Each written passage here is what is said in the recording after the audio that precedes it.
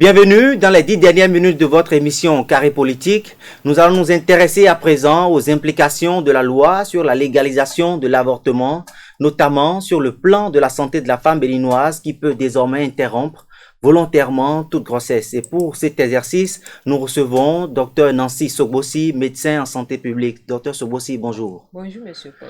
Eh bien, vous avez bien entendu parler de cette loi qui fait réagir plusieurs courants aujourd'hui. Et quelles ont été vos premières réactions? Alors, c'est une loi qui, en elle-même, n'est pas mauvaise. C'est une loi à féliciter parce que ça vient créer, c'est un avancement pour ce qui est de la protection de la vie de la femme, pour ce qui est de l'avancée des droits et santé sexuelle et reproductive dans notre pays. Mais plusieurs courants se sont affrontés. Il y en a même qui ont pointé un doigt accusateur sur le caractère inadapté de cette loi aux réalités qui sont les nôtres. Il est vrai que cette loi-là reconnaissait depuis 2023 l'avortement au Bénin, mais aujourd'hui, il y a un champ beaucoup plus élargi à l'acte. Est-ce que ça n'expose pas la femme béninoise? Alors, ce qui se faisait, ce qui était autorisé avant, c'était l'avortement médicalisé, l'avortement lorsque l'interruption de la grossesse, je préfère utiliser ce mot-là, l'interruption de grossesse, lorsque cette grossesse met en péril la vie de la femme ou que l'enfant à naître ne se, comment dire, il y a des malformations en cours, il y a des malformations congénitales qui ne vont pas permettre à ce que on ait un enfant en bonne santé. Parfois, les médecins, les gynécologues étaient amenés à interrompre des grossesses. Et ça, la loi l'avait déjà autorisé. Ce qui s'ajoute maintenant, et qui fait vraiment jaser, c'est ce volet-là où je vais vous lire juste une partie. Oui. C'est-à-dire que l'interruption volontaire de grossesse est autorisée sur prescription d'un médecin lorsque, comment on dit, non, ça c'est lorsque la poursuite de la grossesse met en danger la vie et la santé de la femme enceinte. Ça, c'était ce qui était autorisé. Et ce qui a été rajouté maintenant, c'est que, à la demande de la femme enceinte, l'interruption volontaire de grossesse peut être autorisée lorsque la grossesse est susceptible d'aggraver ou d'occasionner une situation de détresse matérielle, éducationnelle, professionnelle ou morale incompatible avec l'intérêt de la femme et ou de l'enfant à naître. Mais c'est cette partie-là qui est assez, c'est une ouverture assez ambiguë, une ouverture, comment dire, c'est une ouverture large et assez ambiguë à la fois.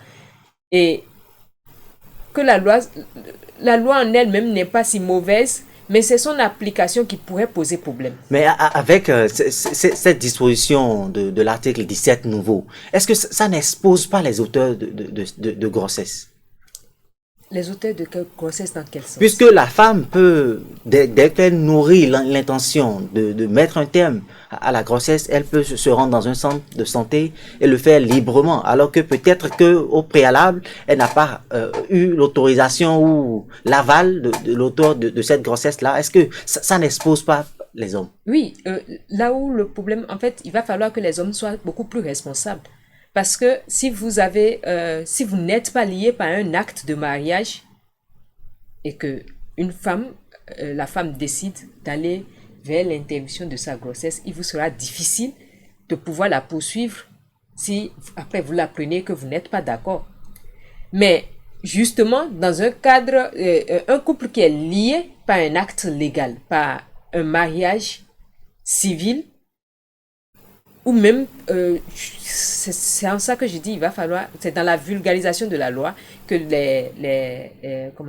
les autorités compétentes vont pouvoir mieux expliquer aux acteurs, que ce soit à la population, mais également aux médecins, aux assistants sociaux, quelles sont réellement les limites de la loi et quels sont vraiment le champ d'autorisation de la loi. Mais quand moi je la lis, ce que je vois, c'est que il sera difficile à un homme qui n'est pas lié par un acte de mariage de pouvoir poursuivre sa conjointe parce qu'elle aurait interrompu une grossesse sans son aval. Mais justement, ceux qui sont mariés, oui, si un médecin pratique l'IVG, l'interruption de volontaire, grossesse, oui. sans tenir compte du consentement de l'époux, ça peut se retourner contre lui. Est-ce que cette disposition est prise en compte dans la nouvelle législation? Il me plaît bien de vous le rappeler, la décision de garder ou non cette grossesse se limite désormais au desiderata exclusif de la femme. Est-ce que l'homme en est l'auteur se sent vraiment protégé? Parce que il suffit juste qu'une femme se sente plus en harmonie avec son homme et paf, elle décide de mettre un terme à la grossesse. La loi l'en autorise. Oui, c'est pour ça que je dis en fait, parce qu'il y a l'autorisation de cette loi-là. Il y a cette loi-là qui autorise effectivement la femme c'est-à-dire à la demande, quand elle estime que oui, ça ne va pas, oui, cette grossesse ne va pas, comment dire. Et c'est en ça que je dis, la loi est assez ambiguë, parce que quand on parle comment on dit, quand on parle de détresse matérielle, qu'est-ce qu'on met dedans? Quand on parle de détresse éducationnelle, qu'est-ce qu'on met dedans? Quand on parle de détresse matérielle, il va falloir que que les acteurs, les autorités compétentes aillent dans la vulgarisation de la loi, expliquer clairement aux gens qu'est-ce qu'ils mettent dans leur français. Parce que ça peut être traduit de 1001 manières. Justement. Ça peut être traduit de 1001 manières. Et il va falloir qu'on limite très tôt les dégâts. Il va falloir qu'on vulgarise clairement la loi, qu'on explique clairement les mots pour limiter très tôt les dégâts. Et un homme qui n'est pas lié par un acte de mariage à une femme aura du mal à venir la condamner parce qu'elle aurait interrompu une grossesse. Parce que là, effectivement, une femme qui n'est pas mariée a tous les droits sur sa grossesse désormais. Vous êtes un professionnel de la santé. Si une femme se rendait auprès de vous et vous exposait son intention de mettre un terme à la grossesse qu'elle porte, quel indicateur aurez-vous à vérifier si entre-temps elle est dans une détresse émotionnelle, une détresse morale ou tout le reste? C'est pour ça que je dis, il va falloir que les gens nous expliquent clairement qu'est-ce qu'ils mettent dedans. Est-ce à dire que quand une femme vient pour dire, je pense qu'avec cette nouvelle grossesse, je risque de ne pas avoir une promotion au boulot, ou bien je risque d'être renvoyée au boulot, est-ce que c'est suffisant pour dire, ok, d'accord, on y va? Ça va poser un problème. Il faut que il y a beaucoup d'ambiguïté dans cette loi. Et ça risque de créer problème si très tôt, si très tôt, il n'y a pas une politique de vulgarisation, il n'y a pas une politique d'explication autour de la loi. Et en tant que médecin, qu'est-ce qui va se passer pour les professionnels de santé? Ce qui va se passer, c'est qu'il y aura forcément, comme il y en a souvent eu, des médecins qui vont dire, moi, je ne pratique pas l'IVG.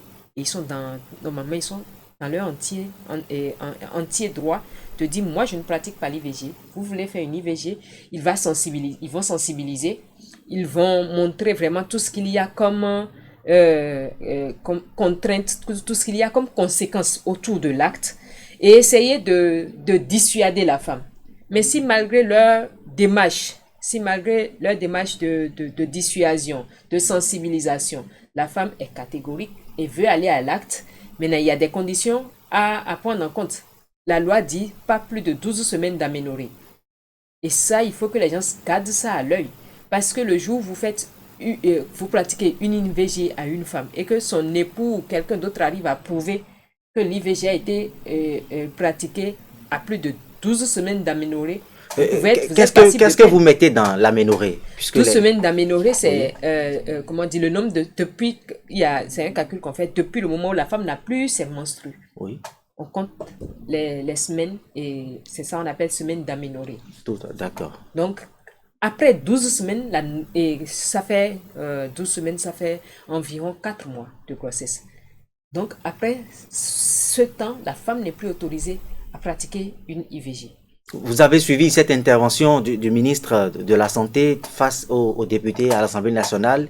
Il a indiqué que cette loi s'inscrit dans l'esprit de préserver la vie de la jeune femme béninoise. Est-ce que le gouvernement n'a-t-il pas raison d'initier cette législation pour encadrer, ne serait-ce que pour un temps, l'avortement qui a toujours été fait dans la clandestinité?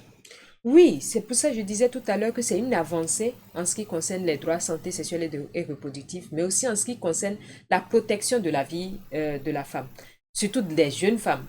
Vous avez par exemple les cas de viol, les cas d'inceste. Et parce que l'avortement n'était pas autorisé, les gens dans la peur se retrouvent obligés de garder des grossesses issues de viol. Et vous imaginez tout ce que ça peut être comme ça peut avoir comme conséquence psychologique sur cette mère, cette jeune mère, souvent ce sont de jeunes femmes, cette jeune mère qui est obligée maintenant de garder encore le fruit d'un acte aussi odieux. Et la nouvelle loi lui permet, une fois qu'elle arrive à prouver que non, c'est une grossesse issue d'un viol, une grossesse issue d'un inceste et autres, de pouvoir obtenir une interruption de grossesse. Et non seulement ça, il y a par exemple des jeunes filles qui, à 15 ans, à 14 ans, tombent enceintes. Est-ce qu'on va dire, et qui, parfois même en voulant accoucher, perdent la vie. Et il y a ces cas où les jeunes filles, parce que la loi la loi n'encadrait pas cette interruption de grossesse, ou bien ne permettait pas un minimum soit peu cette interruption de grossesse, les filles vont dans des centres non non autorisés, dans des centres pas suffisamment équipés, oui. et pour des centres clandestins pour pratiquer une interruption de grossesse, et on sait comment ça finit. Docteur Sobossi, un dernier virage avant de sortir de cette émission. Vous avez certainement prêté le serment d'Hippocrate qui vous impose de protéger la vie du patient. Est-ce que vous disposez, avec cette loi, vous disposez désormais d'un droit sur la vie d'un nouveau-né qui n'est quand même pour rien quant à l'attitude de ses parents?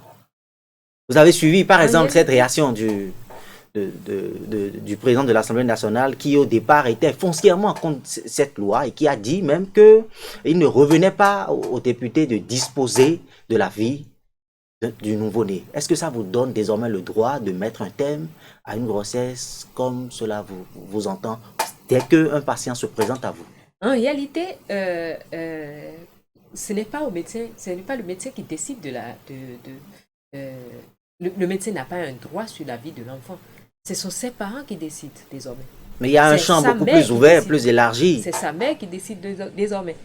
Et comme je le dis, il y aura forcément ce qui va se passer, c'est que voilà, il y a des médecins qui vont toujours faire, qui vont continuer à faire l'interruption de grossesse, mais il y en aura qui seront toujours contre l'interruption de grossesse. Et ça fait partie des croyances personnelles, religieuses de chaque praticien. Et le médecin ne peut pas être blâmé dans ce genre de situation parce que voilà, c'est la loi qui autorise. Maintenant, c'est la loi qui autorise. Du coup, c'est aux parents, ce que je sais, c'est que la majorité des médecins, quand les femmes viennent, ils cherchent à comprendre c'est quoi les conditions, est-ce que vraiment l'interruption de cette grossesse est la meilleure chose qui puisse être pour la femme. On va continuer à sensibiliser pour montrer aux gens que ils peuvent toujours garder leur grossesse, ça peut être intéressant et que ce n'est pas forcément le dernier recours à avoir. Mais après, le médecin ne décide pas. Merci, docteur Sobossi Nancy. Je rappelle que vous êtes médecin en santé publique. Vous êtes prononcé notamment sur cette loi qui légalise désormais l'avortement au Bénin. Et entre autres, vous avez porté comme doléance si, entre-temps, le législateur peut être beaucoup plus précis sur les indicateurs qui mettent l'accent sur la détresse matérielle, mentale de toute femme qui souhaite mettre un terme à une grossesse. Merci, fidèles de B-News. Nous sommes à la fin de cette émission. À bientôt.